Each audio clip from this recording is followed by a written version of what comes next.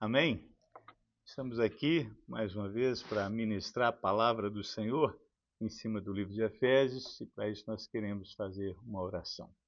Pai, em nome de Jesus, muito obrigado por esse tempo de louvor, de adoração.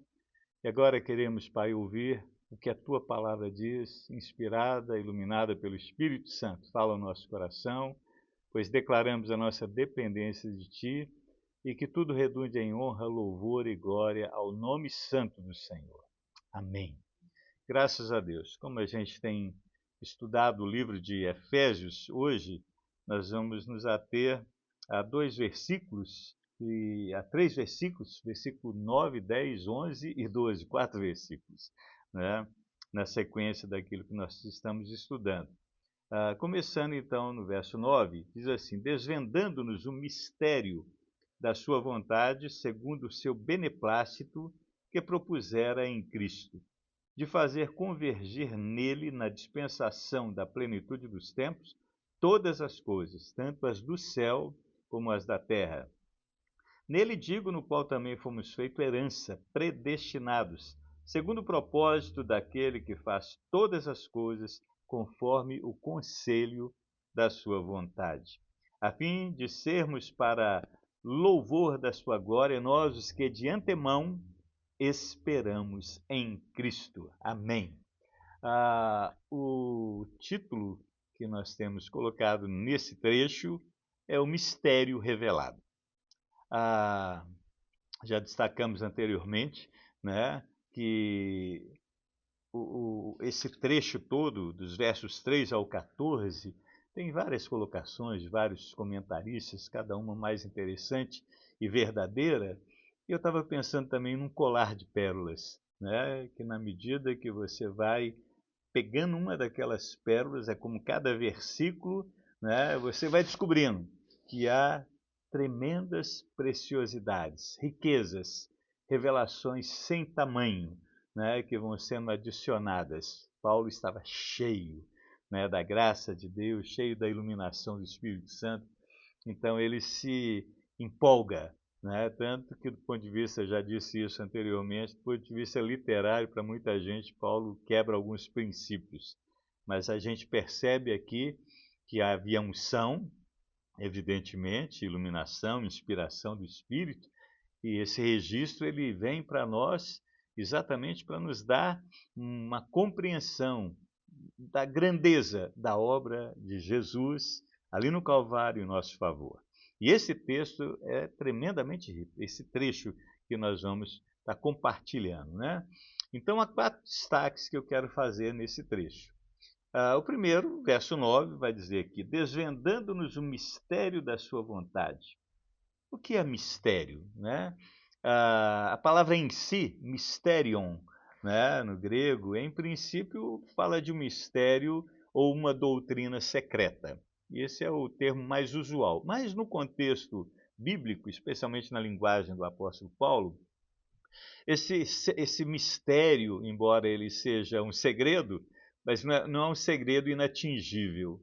É um segredo que há um momento em que ele é revelado. E o texto de Efésios traz esse texto do ponto de vista literário, né, do preto no branco, a letra em si, já traz essa revelação.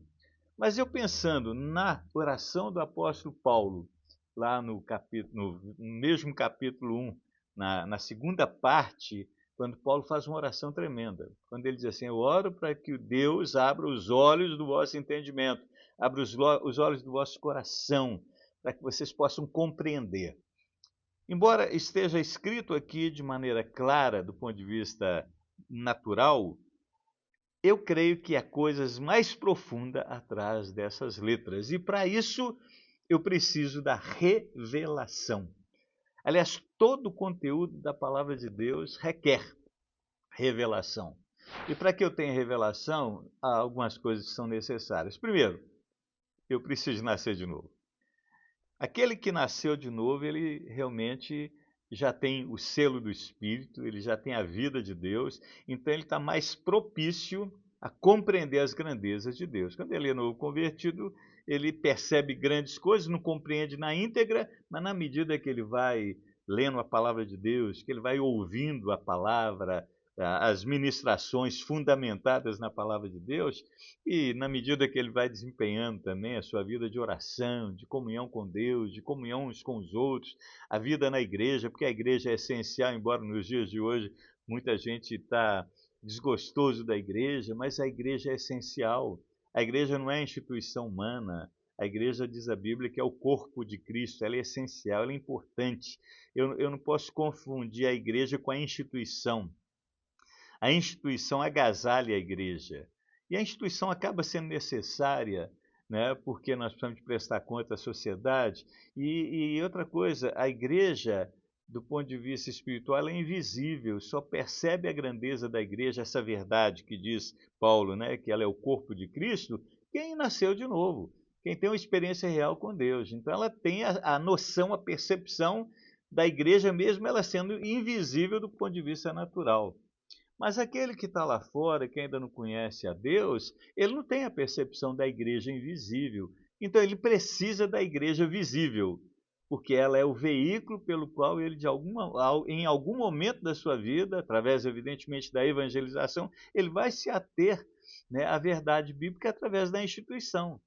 E a instituição, é claro, ela precisa de ser santificada. O problema é que muitas vezes, e nos dias de hoje está muito comum, a instituição, ela toma o lugar da igreja invisível, é como se ela fosse a coisa principal, e não é. Porque, na realidade, biblicamente falando, Jesus não criou a instituição. Ela é uma necessidade natural, porque estamos aqui no mundo palpável, mas ela precisa de ser santificada. Ela agasalha a igreja invisível.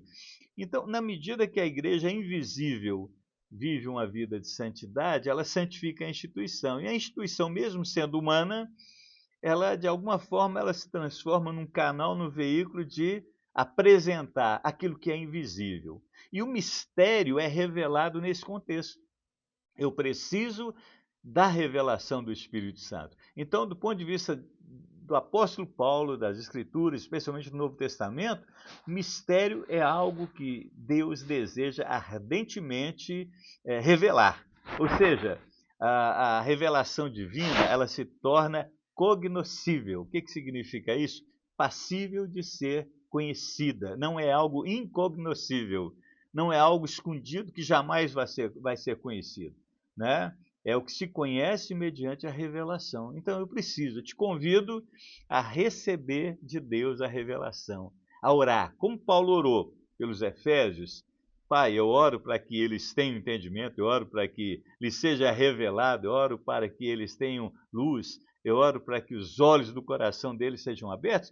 Nada impede de você, eu, orarmos e falar: Senhor, abre os meus olhos, abre o meu entendimento, para que eu compreenda as profundezas de Deus, né? Nós vamos ver que Deus estabeleceu planos tremendos. Nós já vimos lá que nós somos escolhidos antes da fundação do mundo. Esse trecho aqui, ele diz aqui que o mistério, ele é segundo a vontade de Deus, né? E ele nos foi desvendado através da palavra de Deus. Segundo o beneplácito, que é a palavra que nós já vimos anteriormente, que fala da sua boa vontade. Deus tem boa vontade, prazer imenso em revelar aquilo que ele propôs em Cristo Jesus, né? E já no verso 10, e nós vamos falar um pouquinho dele daqui a pouco, mas tem uma expressão tremenda. Fala que tudo isso acontece na dispensação da plenitude dos tempos. Essa expressão, oikonomia, mais ou menos assim lá no grego, significa a administração de Deus. Ou seja, lá antes da fundação do mundo, quando Deus preparou todas as coisas, pensou, o Pai, o Filho e o Espírito Santo, né, e nos escolheu, inclusive, nesse tempo, ele também fez um plano segundo a tua vontade. E esse plano é misterioso para muitas pessoas, mas ele quer, na medida da revelação, que nós o conheçamos de forma íntegra, né? E tudo isso com muito prazer, porque Deus deseja que você receba, de que você conheça, de que eu conheça as profundezas de Deus, as profundezas de Jesus. Isso não vem por força intelectual, embora a gente use o intelecto para dar início à compreensão, porque nós lemos a palavra de Deus, né? No caso, na nossa versão da língua portuguesa, nós lemos em português, se fosse no inglês, etc., né? Também veríamos na língua inglesa, então nós usamos o nosso intelecto. Mas o que a gente precisa mesmo é de uma profundidade no coração, de uma percepção, de uma acuidade espiritual, para que a gente possa entrar na dimensão daquilo que Deus quer revelar para a gente. E Ele quer, como diz a Bíblia, Ele tem prazer, Ele deseja. O mistério não é algo que vai ficar oculto para sempre. Deus deseja que eu e que você conheçamos os mistérios profundos que Ele preparou na sua administração plena, antes da fundação do mundo, para que nós pudéssemos conhecer. Então, Deus estabeleceu planos tremendos e Ele revela na medida que eu vou desenvolvendo uma relação de intimidade com o Senhor, né? O apóstolo Paulo, lá na segunda carta que ele escreve aos Coríntios, lá no capítulo 12, né, a partir do verso 1, não vou ler o texto, mas você pode ver depois, Paulo vai dizer que ele tem uma experiência tremenda, um êxtase. Ele foi ao terceiro céu. E diz Paulo que ele ouviu coisas inefáveis, ou seja, coisas que não são possíveis colocar numa linguagem inteligível. Tanto que ele não tinha nem como repartir, ele reparte pouco daquilo, porque a nossa linguagem natural e humana não é capaz de descrever a grandeza das coisas reveladas. Então, Paulo disse que foi ali, recebeu profundas revelações de Deus. Pedro também teve uma experiência tremenda. Lá no capítulo 16 de Mateus, um dia Pedro estava ali, né, com Jesus e os discípulos. Jesus pergunta: quem dizem os homens que sou? Uns dizem que tu és Elias, outros dizem que tu és o profeta, etc. E Pedro, diante de Jesus, no meio dos discípulos, se levanta com a sua afoiteza natural e ele diz: tu és o Cristo, tu és o Cristo, né, o Filho do Deus vivo. Aquilo causa algo tremendo no interior de Jesus, porque Jesus percebe que Pedro, ele jamais poderia trazer aquela afirmação: tu és o Cristo, o Filho do Deus vivo, se não fosse através de uma intervenção do Espírito Santo, se não fosse através de uma revelação. Tanto que Jesus diz a ele: Pedro, não foi carne e sangue quem te revelou essas coisas, mas o meu Pai que está nos céus. Porque aos olhos humanos, Jesus estava ali como um homem, né? Um homem como qualquer outro, né? Um homem sábio, um mestre por excelência, que tinha ascendência, que influenciava os seus discípulos, mas era um homem. Então, Pedro, ele consegue, pela graça de Deus, pela intervenção do Espírito, naquele momento, perceber quem está naquele corpo humano. E ele diz: tu és o Cristo, o Filho do Deus vivo. E há outras passagens também que a gente poderia citar, que fala dessa revelação, dessa intervenção, desse descortinar dos nossos olhos. Sabe por que a igreja vive um marasmo nos dias de hoje? Mas um marasmo, há tanto movimento, há tanta coisa acontecendo. Sim, há muita coisa acontecendo, mas na maioria delas são coisas humanas, naturais. Você percebe que a maioria dos cristãos não conhece Bíblia, a maioria dos cristãos não tem uma vida de profundidade em Deus, não tem uma vida de oração profunda, uma vida de consagração. As pessoas vão na igreja e a igreja, infelizmente, muitas das instituições oferecem um excelente entretenimento que, às vezes, até hoje em dia, até se aproxima um pouco da mídia secular, né, que oferece entretenimento com toda a bagagem tecnológica, todas as parafernálias, né, e os artifícios, né, da tecnologia, mas a igreja tenta se aproximar. Mas a questão é que não há transformação de vida, não há mudanças radicais, e a gente olha ao redor e vê que o mundo cada vez pior. Quando eu penso nessa região que a gente está vivendo aqui, Massachusetts, aqui foi berço de grandes avivamentos. Homens tremendos de Deus andaram por essas ruas e avenidas aqui, evidente que naquela época não eram asfaltadas, né? George Whitefield andava a cavalo aqui pregando o evangelho, um avivalista tremendo, e tantos outros, né, como Jonathan Edwards, que viveu aqui pertinho no Tempo e pregou aquele famoso sermão lá em Canérico, né, pecadores nas mãos de um Deus irado. A gente vê tantos outros que passaram por aqui, Miller, a gente vê o Samuel Longan Brangly, que andou nas ruas de Boston, enfim, pessoas que deram as suas vidas, esse lugar foi avivado. A Universidade Harvard, a maior universidade do mundo, que está aqui em Massachusetts, olha, o dia que eu fiquei sabendo disso, que eu não tinha noção, há alguns anos atrás, quando eu cheguei aqui, eu ouvi falar que Harvard foi fundada por um pastor com o objetivo de transformá-la numa entidade para abençoar. E hoje é o centro do secularismo no mundo inteiro. Então, uma estatística triste é que Massachusetts tem um índice de cristãos evidentemente comprometidos muito pequeno, algo assim assustador. Ora, aqui foi um palco de grandes derramamentos de Deus, né? E hoje a gente percebe que há muito pouco cristão fervoroso e comprometido com Deus. Por quê? Porque não tem essa profundidade em Deus. Então, os mistérios, sim, aí, para essas pessoas, essas verdades que estão inseridas aqui no livro de Efésios, são misteriosas.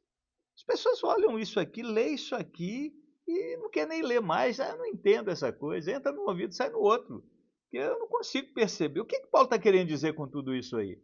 Mas quando você entra na atmosfera da comunhão, da intimidade com Deus, aí você vê Paulo, é como se você estivesse falando tete a tete com Paulo.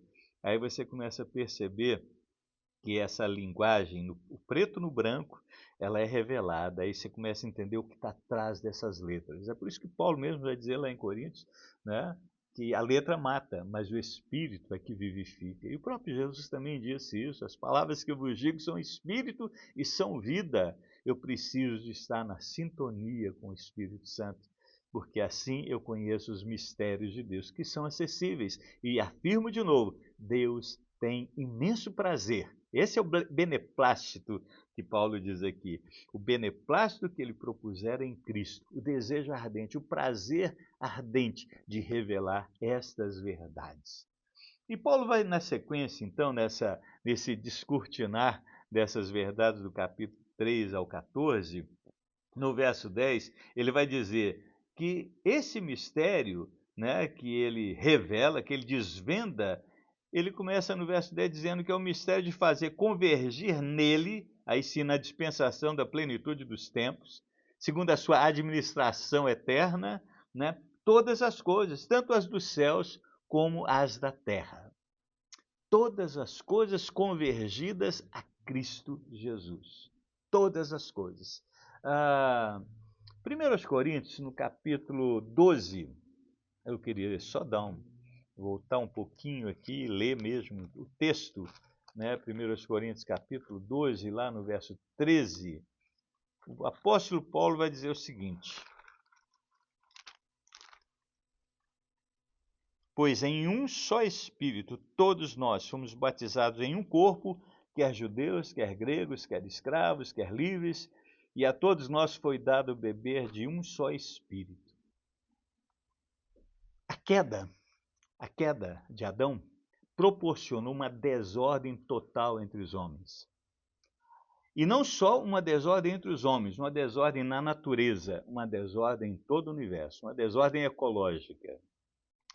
Do ponto de vista dos homens, né, gregos e outras etnias ficaram cada um separado. A Torre de Babel ensejou toda essa confusão.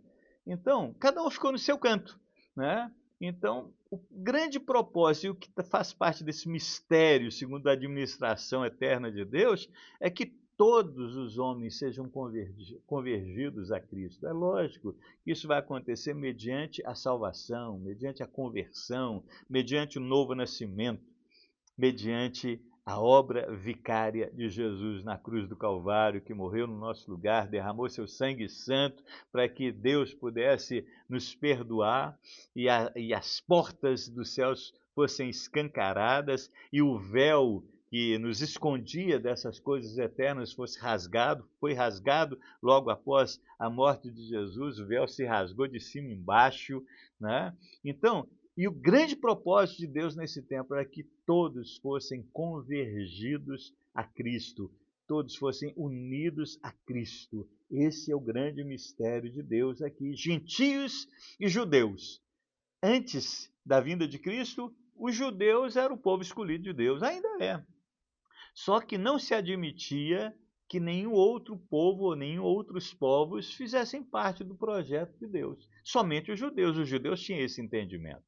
Mas na ótica de Deus, o grande projeto de Deus não era só restrito aos judeus, era restrito aos gentios, não era restrito só aos judeus, mas era expansivo e incluía os gentios, os gregos, os bárbaros, os citas, os escravos, os livres, os pretos, os brancos e todas as raças. Esse era o propósito central de Deus, de unir todos, né? Então, se a queda ela provocou essa desordem, a obra do Calvário dá um ensejo para que haja um resgate dessa confusão em que o mundo ainda vive. Então, o grande propósito de Deus é convergir todas as coisas e todos em Cristo. Até a vinda de Cristo, o mundo estava dividido entre os judeus, gentios, etc. Colossenses também 3, 9 a 11 vai falar disso aí.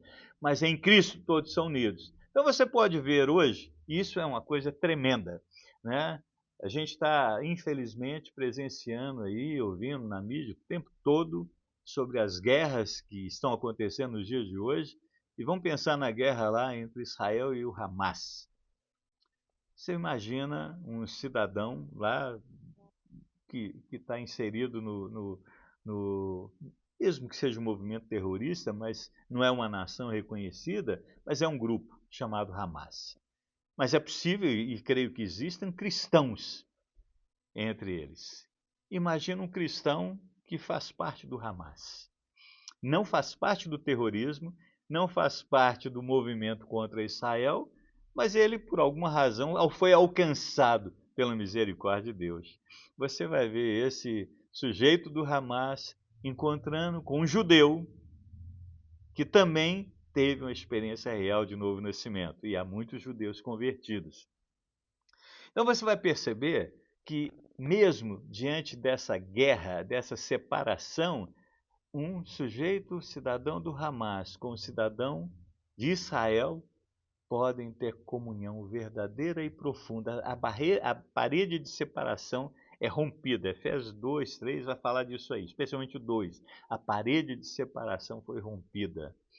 Então, você começa a perceber aí que esse projeto eterno, esse mistério escondido que está sendo revelado através de Paulo, quando ele escreve aos Efésios, ele é perceptível quando uma pessoa de uma nação contrária a Israel, mas conhecedora de Jesus, encontra com um judeu que também não reconhece Jesus oficialmente como Messias, mas o judeu cristão convertido, sim, e os dois podem ter comunhão profunda um com o outro. Ali na Áustria, nossa filha e nosso genro estão vivendo na Áustria e frequentam uma igreja. E, de repente, um colega de trabalho do meu genro, eu nem vou citar nome nem nada, porque poderia prejudicá-lo, enfim, mas muçulmano, declarado, mas ele foi alvo, né, de evangelismo do meu genro. O meu genro ele tem essa inclinação, esse dom de evangelismo. E esse sujeito jamais entraria numa igreja evangélica, mas esses dias Deus criou algo inusitado. Ele foi à igreja, ele entrou na igreja, ele ouviu o pastor, ele está sendo evangelizado. Então, você percebe que uma pessoa, um muçulmano, que não reconhece Cristo como Senhor e Salvador, de repente é alcançado. E ele se achega ao Senhor, né? E ele tem comunhão com o cristão. Isso é milagre? Sim, faz parte do mistério de Deus. Para a gente ser mais prático ainda, eu lembrei, enquanto estudava, de uma situação, né, de uma pessoa que teve o seu pai assassinado no Nordeste brasileiro, né? É lógico, aquilo causa ódio, rancores, mágoas e aquele sentimento de vingança. E aquela pessoa, o assassino fugiu, não foi preso, e aquela pessoa imaginava noite e dia e noite, né, a possibilidade de um dia encontrá-lo e executar a vingança. Mas acontece que o tempo foi passando e aquela pessoa mudou-se para o Rio de Janeiro, a vítima, né, a filha do pai assassinado, e ela se converte, ela tem uma experiência real com Jesus. E ela está ali na igreja agora adorando a Deus. E um belo dia, alguém foi chamado, né, pelo pastor para dar uma palavra, para testemunhar, para ministrar.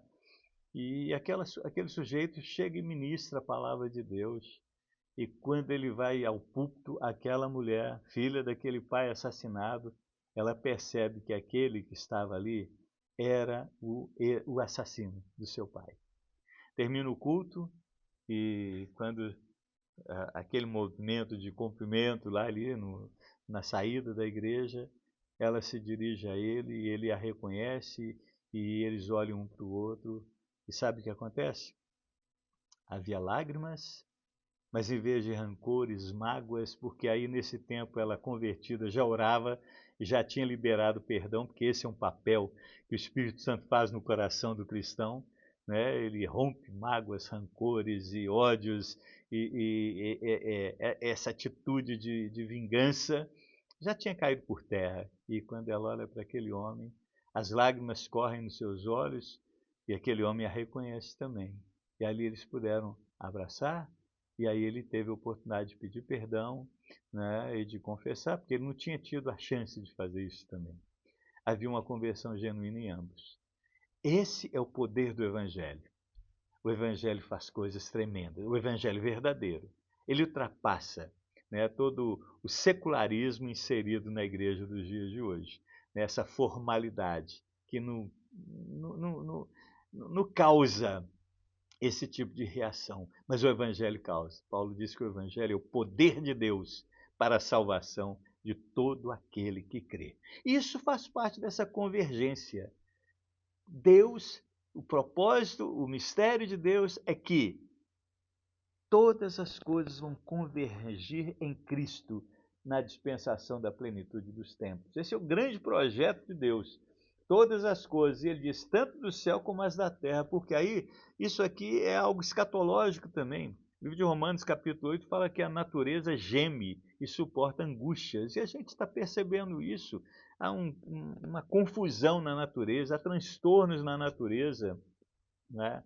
As estações elas não são tão definidas como devia ser, como no passado, né? Os mares, né? As geleiras estão degelando, os mares estão alterando, né? E há inundações, há chuvas, há vendavais, há muitas coisas acontecendo no dia de hoje que são resultados desse desequilíbrio ecológico. Isso acontece a partir da queda. Mas a Bíblia fala que haverá um tempo, e isso faz parte desse mistério, não só a convergência de homens e mulheres em Cristo Jesus, mas tudo aquilo que está no céu, tudo aquilo que está na terra, vai ser convergido a Cristo, né? E a paz reinará. Aí você vai lá para o livro de Apocalipse, vai perceber a grandeza do projeto eterno de Deus, quando fala dos céus, quando fala das ruas de ouro, quando fala das moradas celestiais que Jesus foi preparar para cada um de nós. Mas a gente já pode perceber em Cristo Jesus que essa convicção já está no nosso coração. Embora a natureza está gemendo, mas nós estamos aliados em evitar maiores desequilíbrios, né, com as nossas atitudes como um cristão genuíno e verdadeiro. Então, todas as coisas vão convergir a Cristo e muitas delas já estão acontecendo, especialmente, como eu já falei, entre os homens, entre as pessoas, né? Então, a queda proporcionou uma desordem total, mas Cristo, através da cruz do Calvário, proporciona a convergência total nele próprio. Então, um grande projeto de Deus é convertir todas as coisas em Cristo Jesus. Então, não há espaço para inimizades entre cristãos, seja dentro da igreja, seja dentro da família, seja entre denominações, etc. Né? Não há espaço, né, para inimizades, para contendas, porque o grande ingrediente que Jesus nos deixou foi o perdão que ele liberou para nós e que gera em nós a atitude também de perdoar. E se não perdoar, como diz o Pai Nosso, eu não recebo perdão. Mas isso não é alguma coisa só humana, natural, uma ordem natural. Isso é resultado da ação de Deus, porque quem tem o Espírito Santo de Deus, quem tem intimidade, quem nasceu de novo, quem foi convertido, quem conhece a Deus na intimidade, quem ora, quem busca, quem adentra, né, a intimidade do Senhor através do sangue de Jesus, que a palavra de Deus fala que o sangue de Jesus nos dá intrepidez para estar adentrando na intimidade, no santo do santo, no lugar mais profundo da intimidade com Deus, onde você pode ouvir a voz de Deus, discernir a voz de Deus e ser guiado pelo Senhor.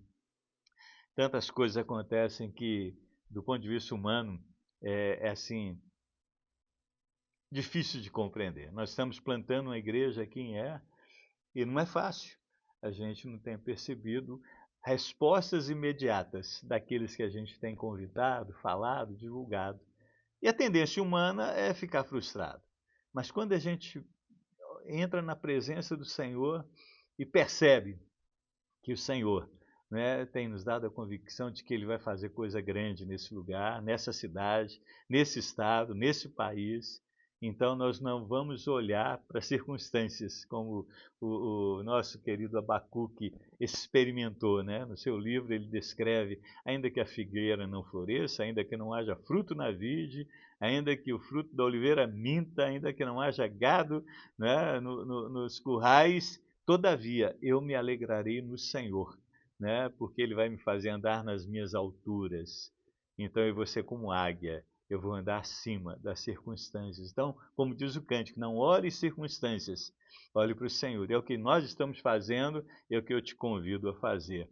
E o texto, então, vai terminar dizendo que nós somos herança. Então, o propósito de Deus é nos convergir, né? Nele digo, no qual também fomos feitos herança, predestinados segundo o propósito daquele que faz todas as coisas conforme o conselho da sua vontade. Tudo isso aí está inserido no plano eterno de Deus, na vontade de Deus. E esse texto vai dizer, nessa sequência de revelação, desse grande mistério revelado, é que nós somos herança de Deus.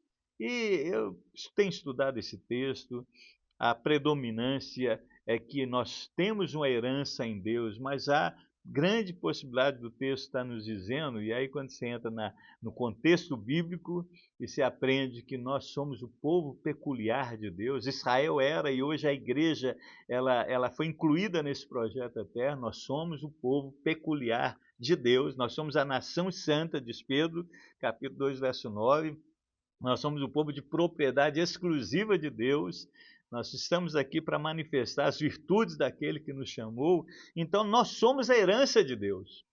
E Deus tem prazer na herança dele. É lógico, Deus não pode ter como herança aqueles que não se achegaram a Ele. Mas quando você se achega a Jesus, você é inserido nesse projeto.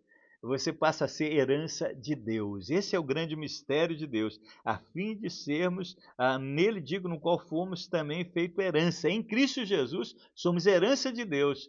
Mas lá no verso 14, adiantando um pouquinho, diz que o Espírito Santo, quando ele sela o nosso espírito, diz que ele é o penhor da nossa herança, até o resgate da propriedade de Deus. Ou seja, nós somos a propriedade de Deus, mas Deus é a nossa herança. Eu posso dizer à luz desse trecho, Deus é a minha herança e eu sou herança de Deus. Nós somos, e a herança é algo que você tem. Eu tenho 3 filhas, eu não tenho muitas coisas, algumas pouquinhas coisas, mas elas são herdeiras, né? E o que acontece? É a única coisa que elas têm da minha parte, o dia que Deus me levar é delas, né? É lógico que o nosso Pai jamais vai ser levado porque Ele é eterno, mas eu tenho uma herança eterna, né? O filho pródigo, ele quis adiantar a herança lá do pai, né? E o pai abriu mão da sua parte, né? E ele se deu mal, mas depois ele foi resgatado. Mas aqui, pensando na herança, eu sou a herança de Deus. Ou seja, Deus, ele olha para mim como algo peculiar, como algo tremendo, como algo singelo. Deus me ama profundamente, eu faço parte do projeto de Deus, Ele me incluiu nisso através de Cristo. E eu tenho herança nele. Então nós somos feito herança. E tudo isso vai desembocar no verso 12, a fim de sermos para louvor da sua glória, nós os que de antemão esperamos em Cristo. Ou seja, como está dizendo todo o trecho, né? No verso 6, Nós aprendemos aqui, na obra do Pai, que tudo vai redundar em louvor da glória da sua graça que ele nos concedeu gratuitamente no amado que é Jesus.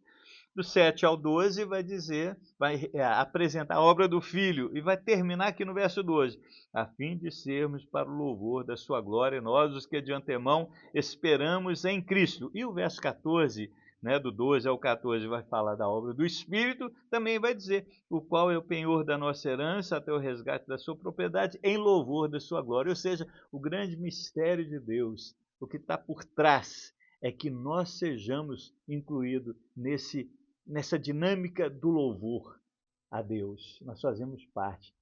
A finalidade da nossa existência é existirmos para o louvor da glória de Deus.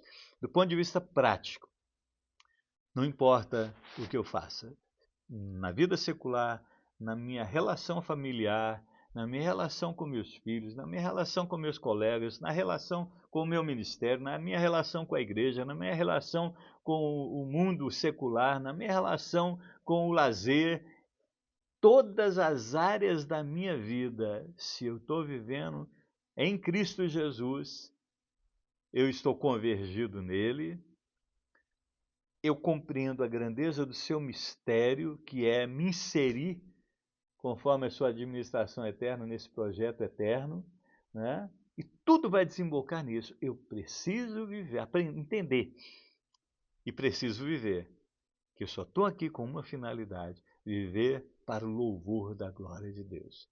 E se eu vivo para o louvor da glória de Deus, e se eu penso nisso, se eu acordo pela manhã, e quando eu busco o Senhor no meu devocional, e eu vou entender que o meu trabalho de Uber e de Lyft aqui, eu oro todo dia, Senhor, obrigado por mais um dia de vida, abençoe esse carro, obrigado pelos livramentos e continue me livrando dos acidentes, e Deus tem me dado grandes livramentos, eu percebo a mão de Deus. Eu oro cada momento, Senhor, abençoe cada passageiro que entrar nesse carro, abençoe a atmosfera desse carro. Se eu tiver a oportunidade de falar de Cristo, que eu possa falar na unção e no poder. Se eu não tiver a oportunidade de falar, que a atmosfera por si só, de alguma maneira, toque esses corações, né?